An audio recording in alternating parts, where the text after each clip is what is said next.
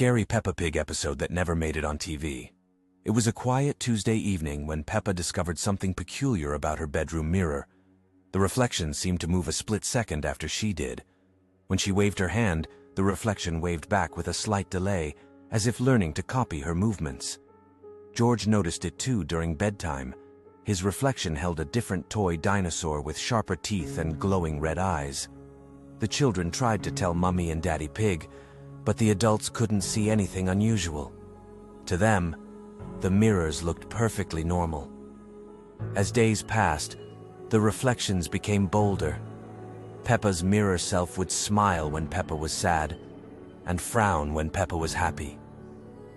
Late at night, she could hear faint giggling from behind the glass, even when she wasn't in the room.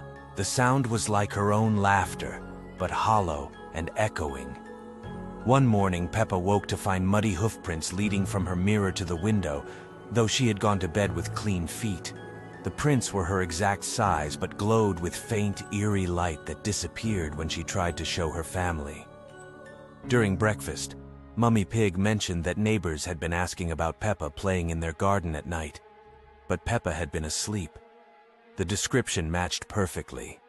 A little pig in a red dress, jumping in muddy puddles under moonlight, laughing that same hollow laugh. That evening, Peppa stayed awake to watch her mirror.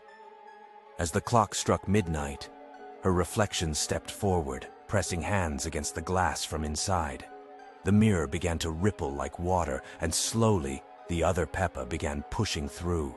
The reflection spoke in Peppa's voice, but the words felt wrong. It said it had been watching, learning, and now wanted to play outside while the real Peppa stayed trapped behind the glass. The mirror world was lonely, with only backwards versions of everything she loved. As the other Peppa emerged from the mirror, the real Peppa felt invisible force pulling her toward the glass. She could see her bedroom becoming reversed, everything appearing backwards. Toys were arranged in mirror image, and even the moon seemed on the wrong side of the sky. George's reflection had also begun moving, reaching out to help pull Peppa into the mirror world. Their parents' reflections stood in the doorway, but their smiles were too wide, stretching across faces in ways that didn't look right. Peppa realized that in the mirror world, everything would be opposite. The reflection promised they would have fun together, playing games in reverse, where jumping in puddles made them dirty instead of clean. As Peppa's hand touched the mirror's surface, she felt cold glass giving way like thick liquid, calling her to a world where nothing was quite as it should be.